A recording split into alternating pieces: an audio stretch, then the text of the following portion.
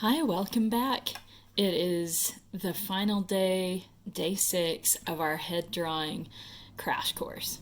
So I have my usual pencil.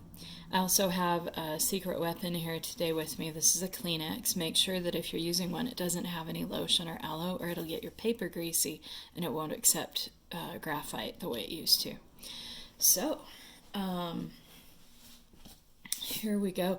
I also have another thing going on. I have some old scratch papers and old drawings under here, and what that's for is to keep my give me a little bit of give underneath my paper.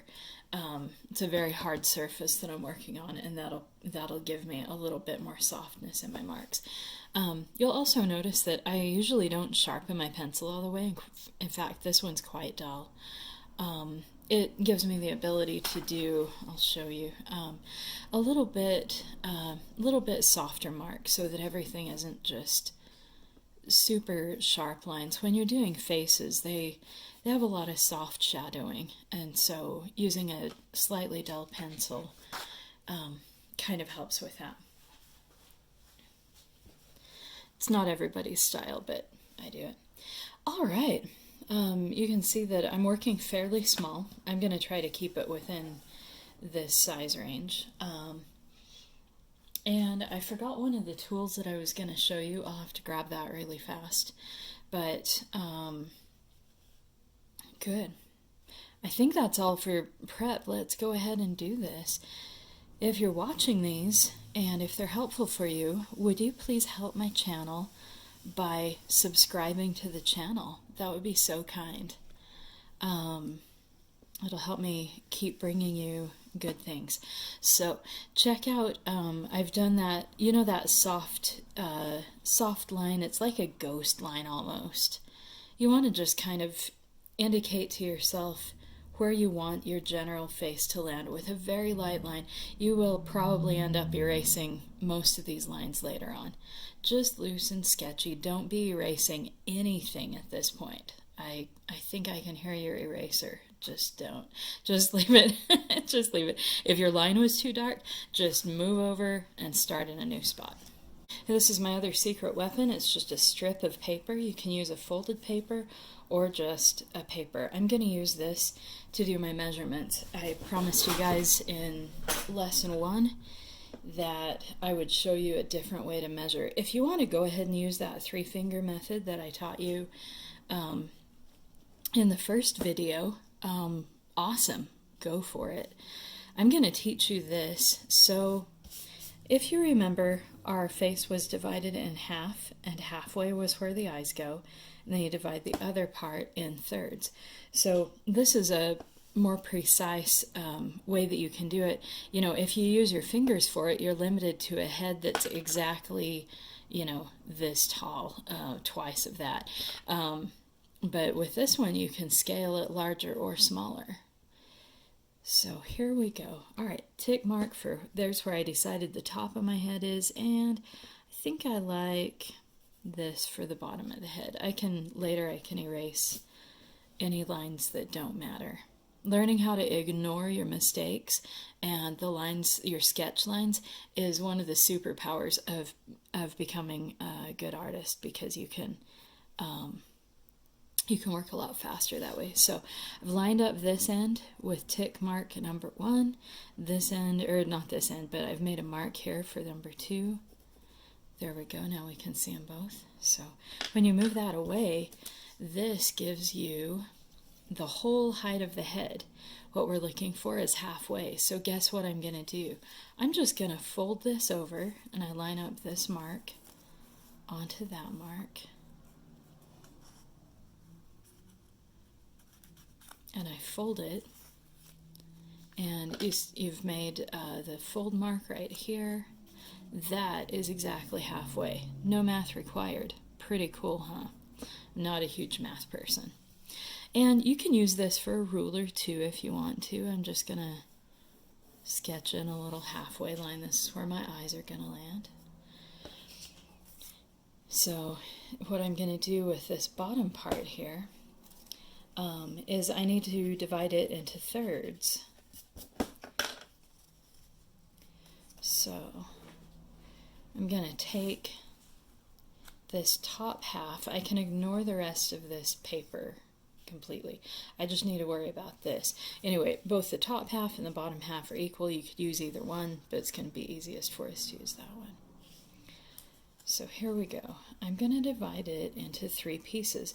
Now, I could divide it into 3 pieces where 2 of them were this long and 1 of them didn't match up, or maybe I folded it way too short, and so we have 2 that are this high and another. Anyway,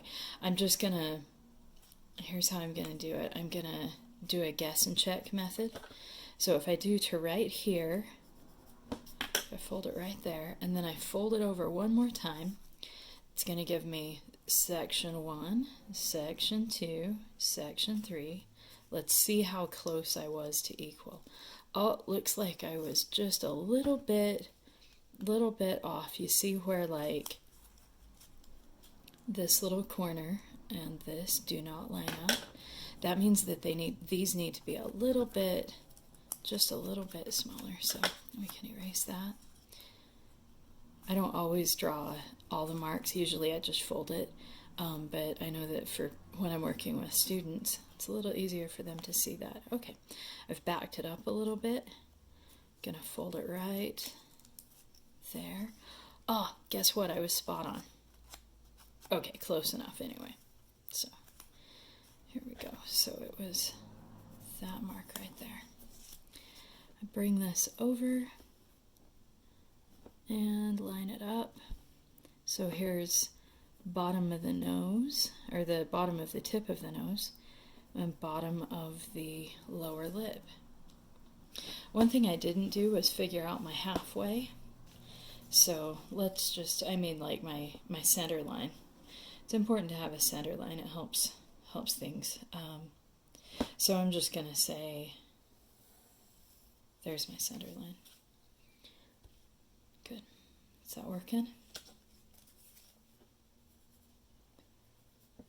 It's going to help me keep things symmetrical. Let's place the eyes, and this is going to be good news right here. Okay, so if you remember, this measurement that we made, this one from eye level to tip of the nose, all those are very close to the width of one eye. So we're going to have a space between the eyes. So let me just sketch on a couple of ovals so that we can see what we're doing. All right, so the space between the eyes, when I measure it out, is going to be, it's the same as the width of one eye. Do you guys remember that? So here's what I'm going to do. I'm going to take each of these measurements that we made for down here on the lower half. Each of those is going to be, like here's one of the eyes will be here, one of the other eyes, the space between. I just want to make sure I'm lining this up in center. So let me fold this. I'm going to fold this center section in half. So I line up these 2 marks.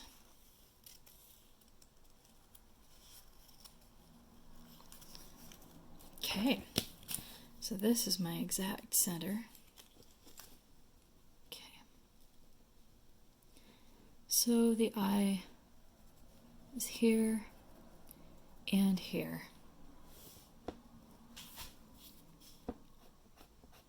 So I'm going to erase that first eye. Neither of them was quite where it should have been.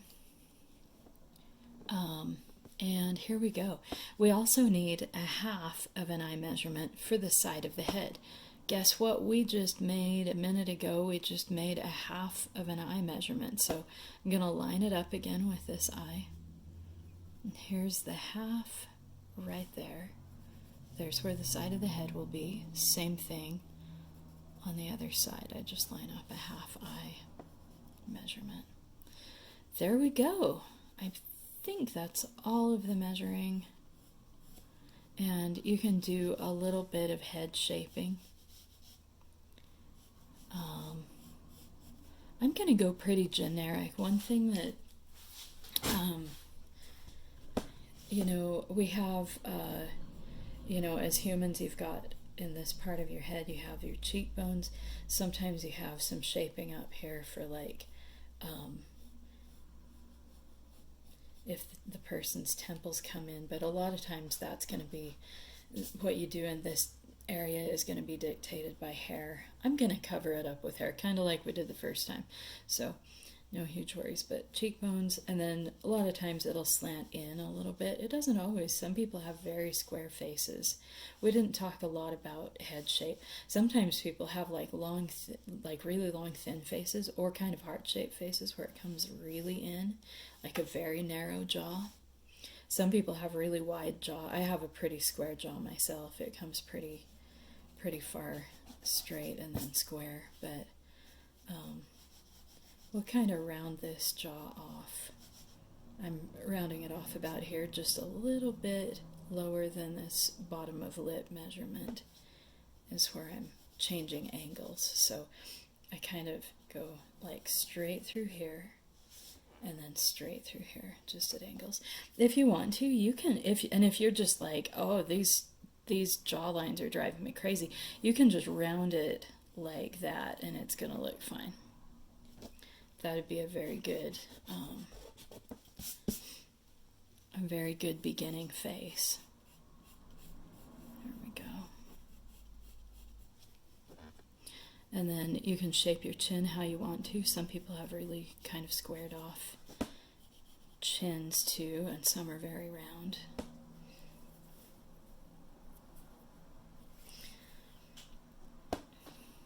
Mine aren't, my sides of jaw aren't quite symmetrical, but that's okay.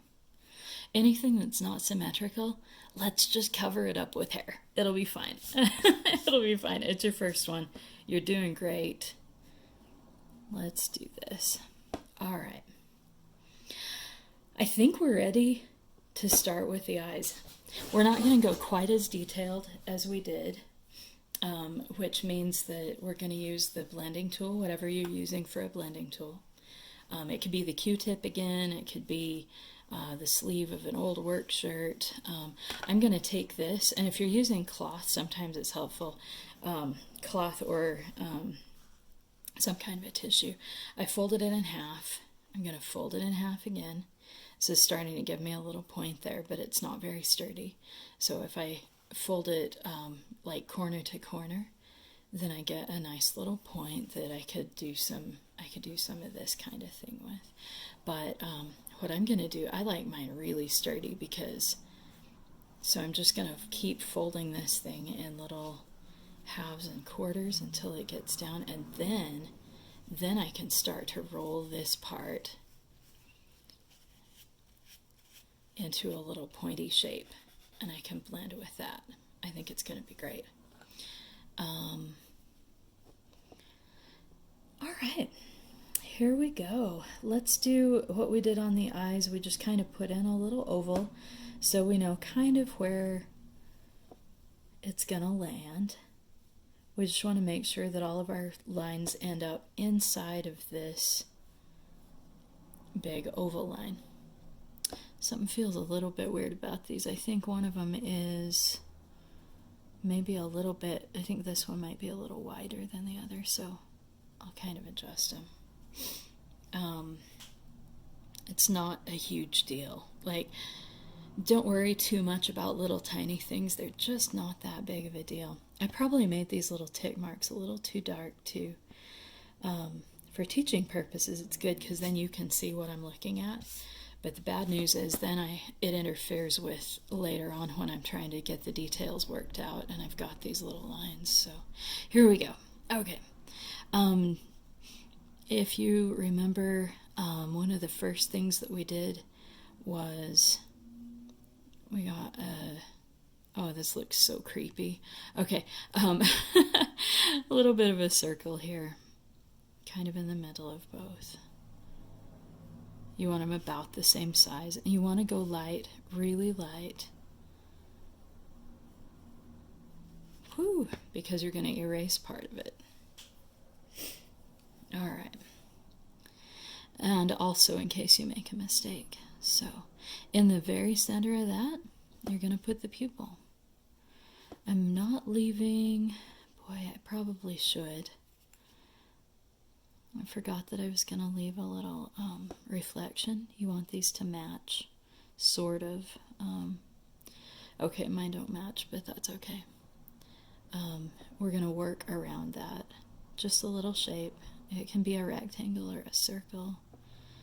I put the pupil behind that. Nice and dark. Same thing on the other side, right in the center of the iris. Okay.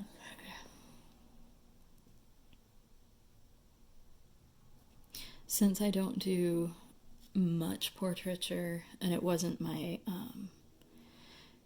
wasn't my main focus when I was at school, I never thought to ask any of my professors, how do you make sure that the eyes look like they're going the same way? I just assumed that either you knew or you didn't.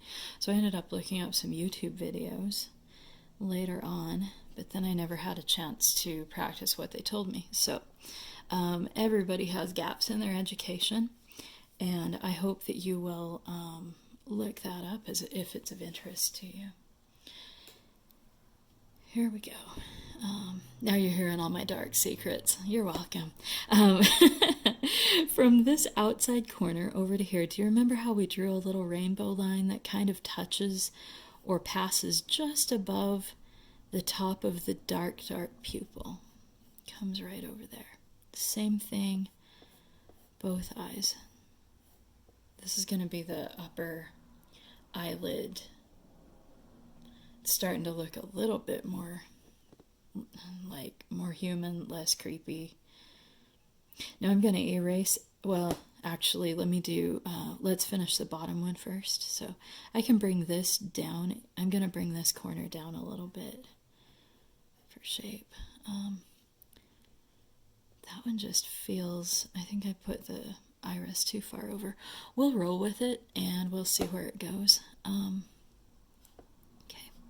We're going to draw like a little curved line that touches the bottom of the iris. Comes up.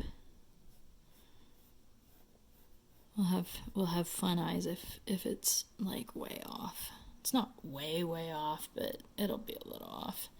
I drew this pupil so dark that I can't erase it and go back. So when you're in front of a camera and you're teaching, it just, things can happen. Just forget things. I'm going to erase everything that's outside of those last two lines that I drew. So when you're ready, it should look about like this.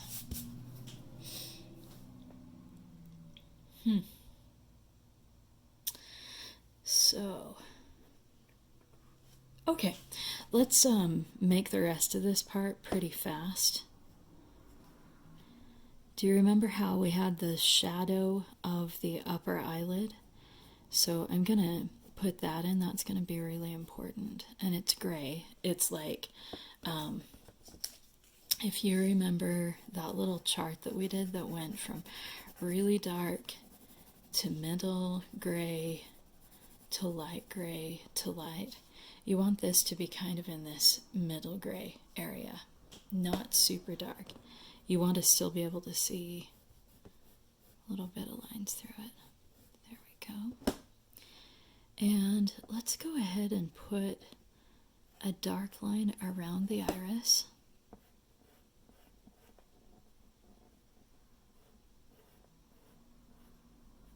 There we go. Notice that most of the lines I make are not like dark, they're mostly in this middle range. Okay, right above that gray shadow area we just did, let's do one really dark line when you're sure you like where everything is. This is gonna kind of stand in for eyelashes in a way. We'll probably put a little bit of eyelashes, but mostly I think we'll just kind of roll with this shadow area. The irises need a little bit of darker tone. They're going to be darker at the top and lighter, a little lighter at the bottom. You can leave a little light area if you want to, like a light white or a light gray. If you want this person to have really dark eyes, go for it. That'd be so cool. Kind of want the lighting on the two sides to match. So I have dark at the top, middle gray, and then light or white or light gray down here at this corner. It's a lot easier when you're drawing small like this. I mean, because that eye took us how long, 20 minutes or something. So these little sketches, you simply don't have room to go in and do all those little details. Saves a lot of time. You want to leave the inner corners with the little gray area. Kind of indicates the pink, the little pink part of the eye, whatever that's called. I'm kind of fidgeting because the eye ended up like so far off from the other one. Whew. All right.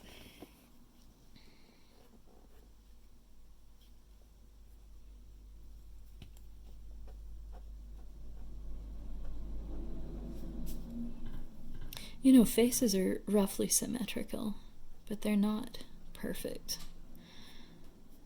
In fact, they've done some studies about that, and it's pretty rare to find somebody whose face is really, really symmetrical. Usually the eyes are a little bit different size, a little different shape. The nose will be sometimes a little higher on one side than the other, and mouths can, those have so much to do with the musculature that's underneath, and any tension the people are holding in their face and their jaw will sort of manifest itself there. So, fun stuff. Really variable. I'm gonna do just a little bit of short dark lines. Just little scribble, almost, pointing outward to give me feeling of, it's more giving the feeling of eyelashes. Most of what you do as an artist, you want to give the feeling of something. And,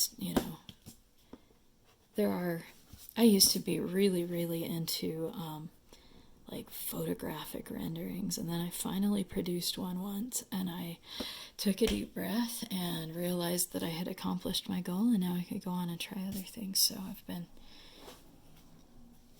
doing some other fun stuff since then that's not quite as tightly nailed down. Okay. All right.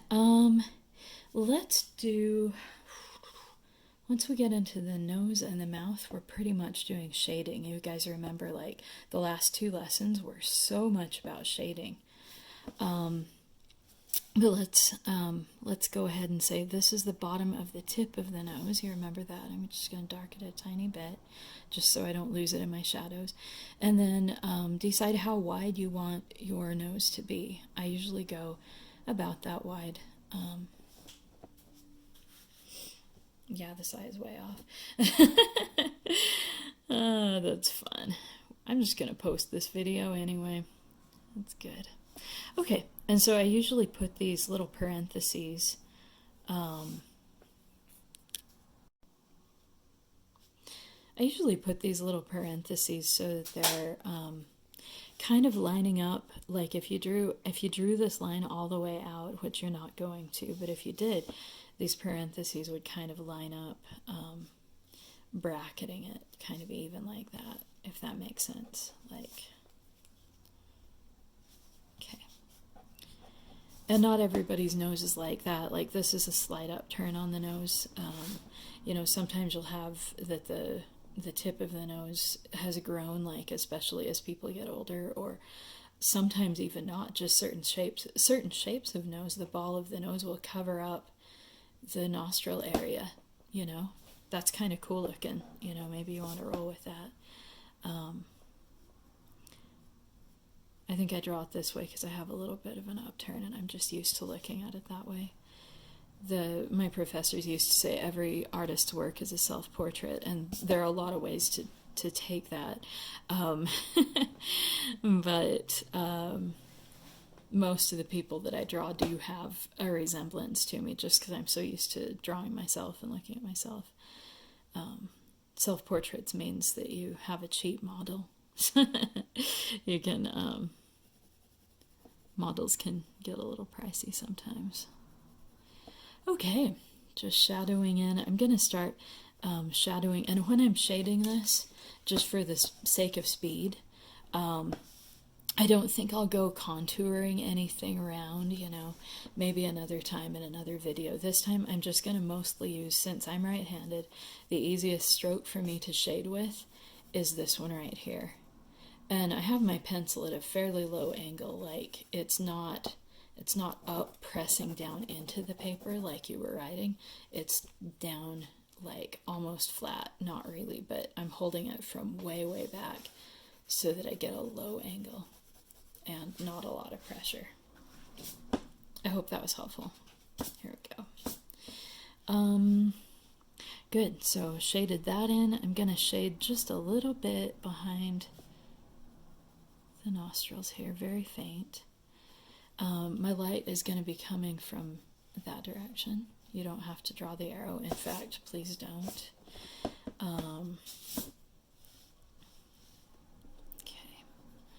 So that means that the nose is going to land its shadow, its cast shadow, down across kind of in this area. So stronger over on this side, and like it's going to tilt up over there. The lower lip is going to do the same. I probably shouldn't do this yet, but I'm gonna. Alright. That looks so weird. Okay, let's do the lips so that I don't get... I'm kind of bouncing around a little bit. I want this thing to feel... I want it all to feel kind of the same, so I'll work around a little bit at a time. Lower lip, we have the little curve up, and then a little ways above it we have the little valley and the two mountains that come down and meet. And then a little higher than halfway we have the center line. Oh, I forgot I was going to do little tiny mountains, the valley, and there we go. Comes down. Most people's mouths do not turn up when they're resting. Most people's, once in a while you'll find somebody, but most of the time they come downward. Okay. Darken the top lip just a little bit, like that. It's kind of, it's a little bit on the dark side of shadow, like the darker gray. Not super dark. You can always get things darker, but if you have to like go back and erase something as it got too dark, so err on the side of light and just build it up in layers. Nothing wrong with having to go back over a shadow to get it darker. You can darken one side of this if you want to help the face start feeling around. A little bit more shadow under there. Across the bridge of the nose, that's another place, since I'm on a roll with shadow, let's kind of get that area. I'll come back in and erase parts of this later. The cavity areas above the eye, this is one place that I will contour around the bridge of the nose and this part of the eye. That's really important. Same thing over here.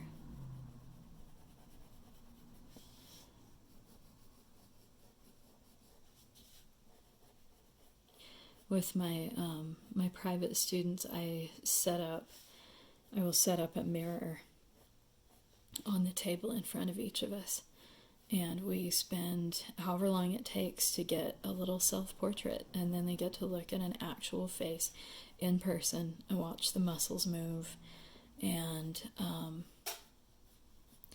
most of them end up noticing things about their face they've never noticed before. Notice that I'm trailing my shadow out as it crosses above the eye hair. That's really important. And you can use your blending tool to soften that out a little bit if you want. I might soften a couple of these while I'm at it.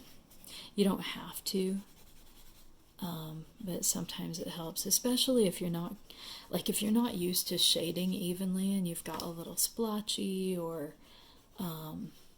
you can't figure out how to feather it or whatever. It's kind of a good thing. Yeah, and if my light's coming from this way, I'm gonna get a little less darkness on this side of the eye, but I will get it across just above the eyelids and a little bit out here. This is definitely a female type face.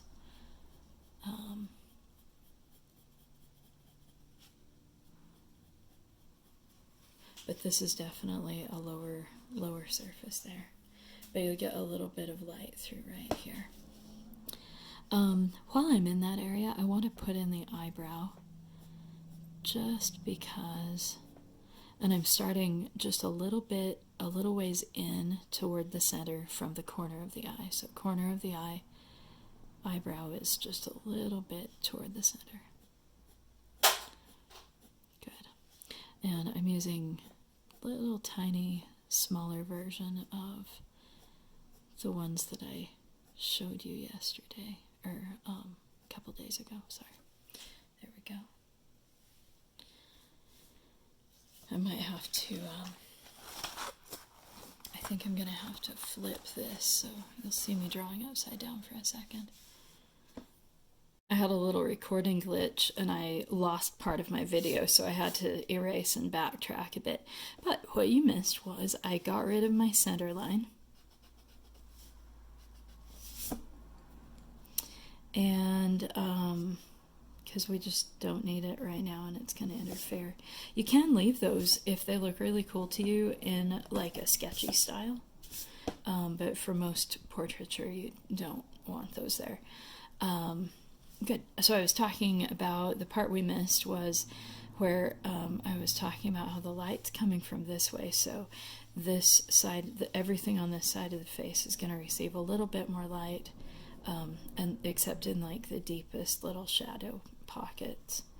But over here you're going to get like a lot of shadow. In fact, it's going to get quite dark in this little area that sinks back in above the eye and next to the nose. And over here,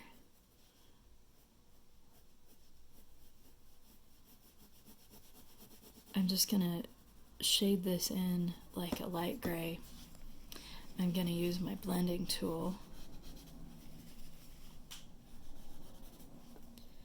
And the little area right here above the outer corner of the eye is going to pick up a bit more shadow. I need to come back in and redo my eyelashes. They've been through a lot the last few minutes.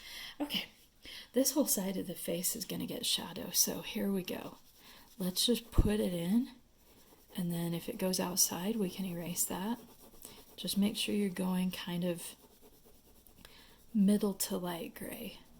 We're going to erase some of the areas that catch light in just a little bit. You can even go over the whites of your eyes too if you want to. Those are in shadow as well. Keep in mind they are back in an eye socket, and they are this one is on the shadow side of the face. So here we go. Okay. Now I can clean up my edges if I want to. I'm going to put a lot of hair there, so I'm not too concerned. But if you want it clean while you're working, mostly kind of a good directive is the less you touch your paper and the less you erase, the better. It's just there are some things that can happen that can be problematic. Let's give a little bit of, I'm using kind of an up and down shadow crisscrossing to create the darkness there. You can scribble whatever way you want though. I'm just gonna smooth everything out a bit. Let's see, the underside of the nose. Make sure that's significantly darker than your other shadows. And just below it, let's do that too.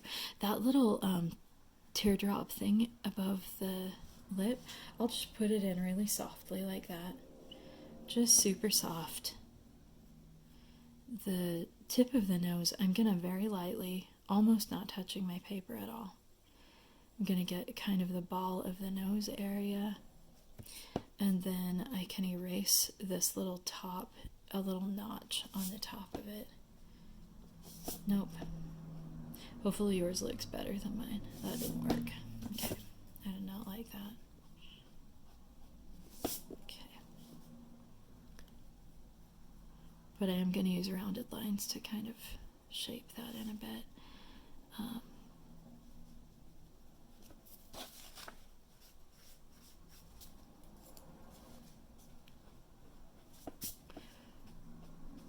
I'm going to erase. I've got a lot of pale gray smudges across, so nice bright light up the side of the nose. And I've erased also a little bit across the bridge of the nose. And then we erase up this corner right here. There's usually some pretty strong bones, more prominent on some people and less prominent on others, that form the ridge of, like, the brow ridge up here. So you'll get nice bright that'll fade off. It fades off into this side here, so you can fade it with your blending tool if you want to. Good. Okay. If the forehead has a particular shape, you can shape that too. But this is pretty generic. Okay, a little bit more shadow down the farthest dark side. If things are getting a little crazy where you are, don't worry. I'm proud of you. You're doing great. Just keep going and tell yourself that you're proud of yourself, because you're trying, and that is so important, and you'll do great. The things that you mess up on this time are the things that you've learned. Those are things you've learned in one degree or another, what to do, what not to do, and you can be really proud for having learned those. Good. Notice that on this whole dark area that I just shaded in, it's just the farthest part from the light source. So I just darkened it.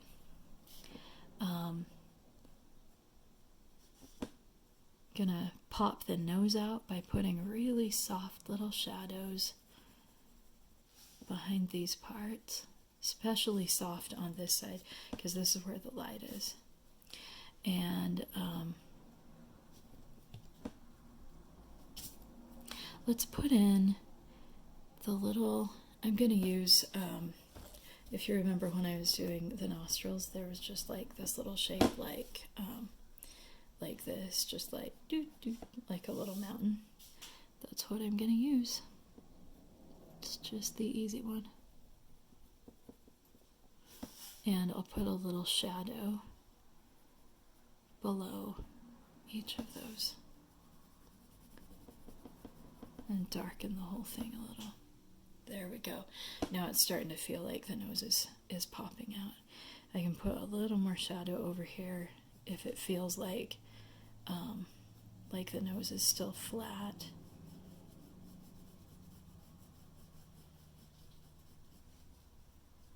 There we go. Just keep your shadowing really, really soft.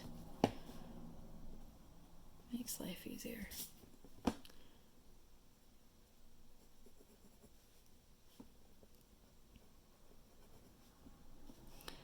Okay, a little bit more darkness under this bottom lip for me.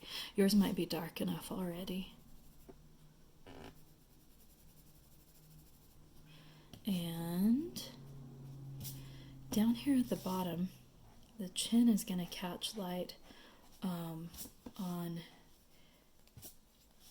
this area. So we want to erase out the top of the chin that would stick out, and then down the side. I'm going to have to go back and forth a little bit. One of the problems of drawing small is there's not a lot of room for error.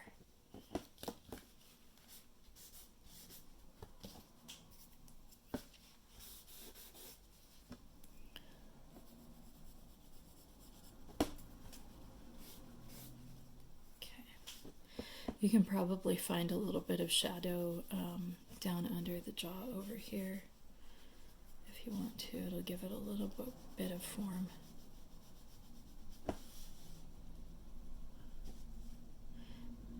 There's often a little tiny shadow. It's where the upper lip meets the cheek area. Go very, very softly over here. You can go a little deeper over here.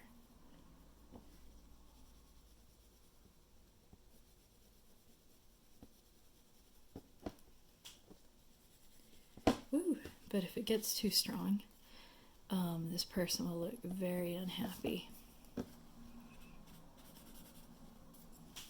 Good.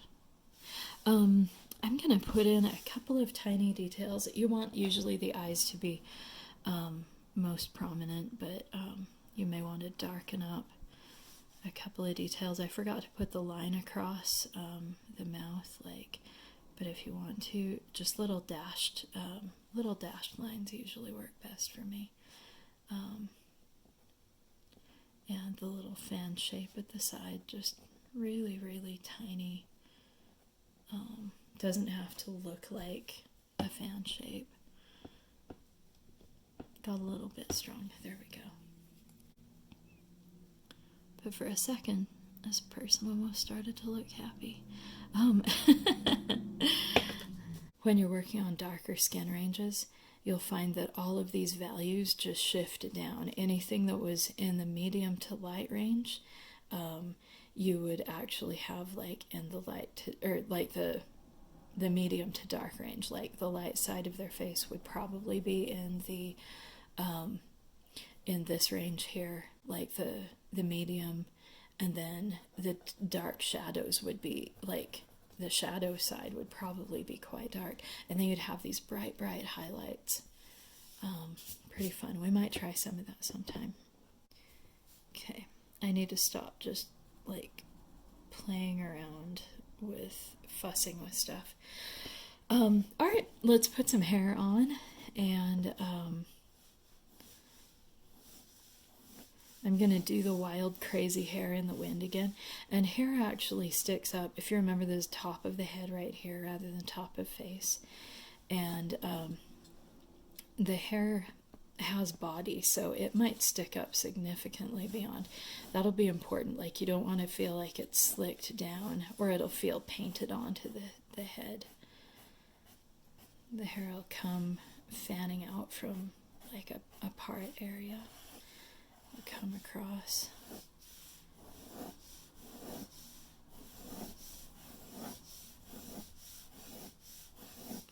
Anywhere that you've done this with hair, you're gonna get you'll get the little shadow region underneath. So we might even end up obscuring part of the face.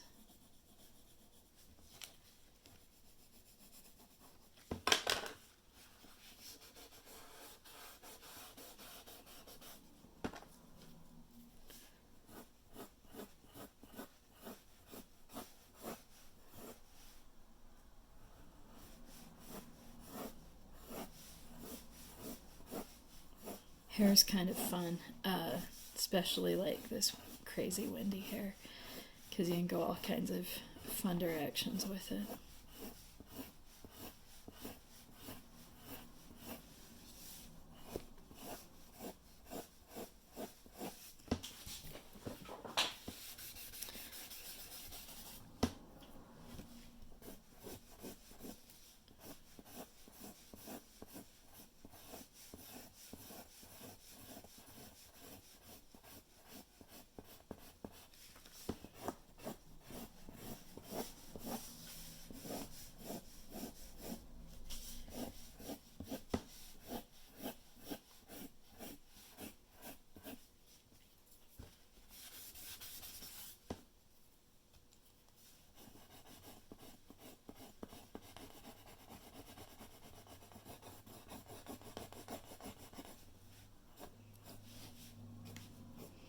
When you comment below, if you'll let me know, please, whether you were watching it for drawing purposes or for relaxation or just education or whatever kind of reason was your main reason. I will love to know that.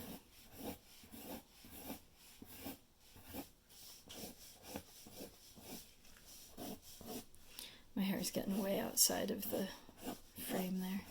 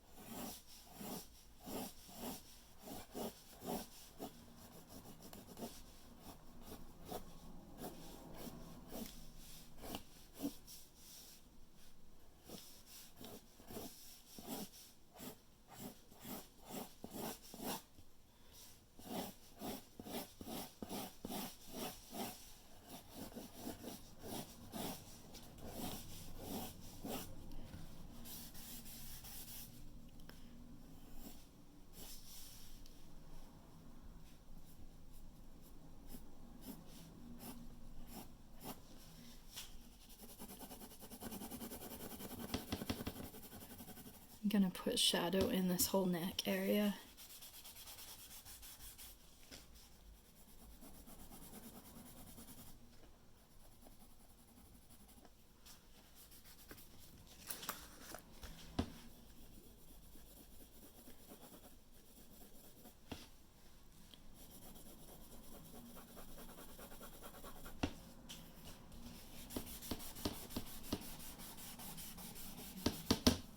If you haven't used a blending tool before, they're kind of magical. You can just use them to get rid of a lot of the line if you shade it in an area and you don't like it.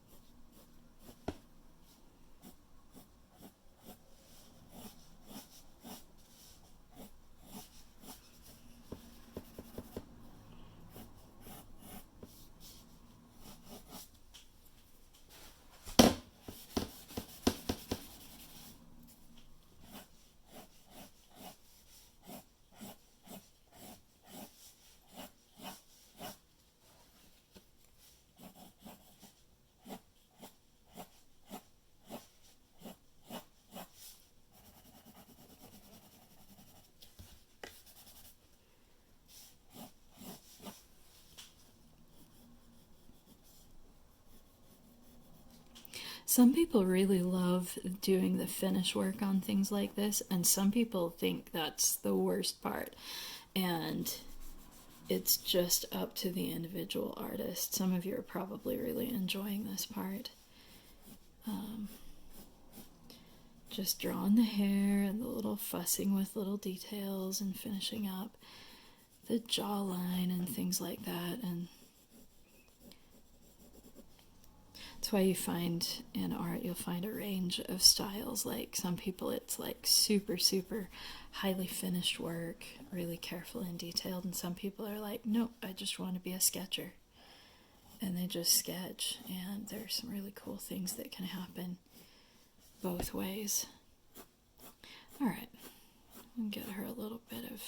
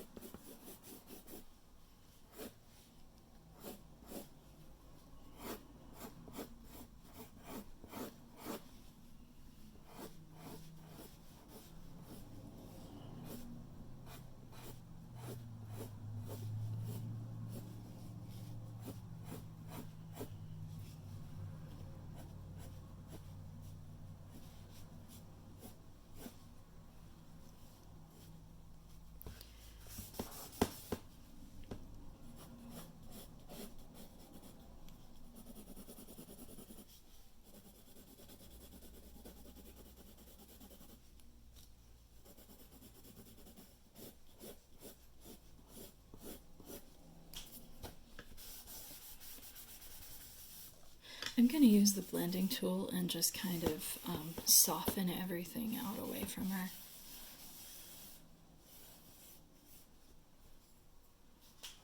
All right.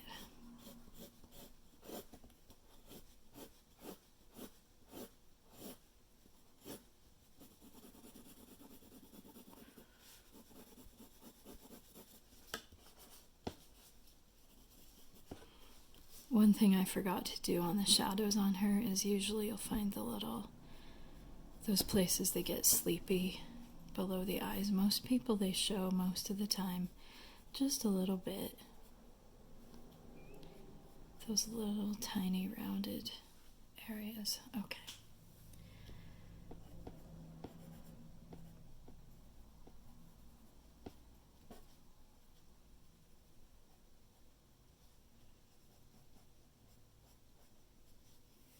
Okay, I think I'm going to call it good.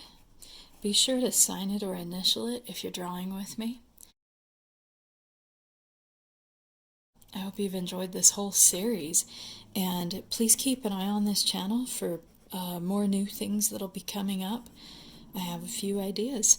Thank you so much. Again, please like and subscribe and comment below. Thank you so much. Have a wonderful evening.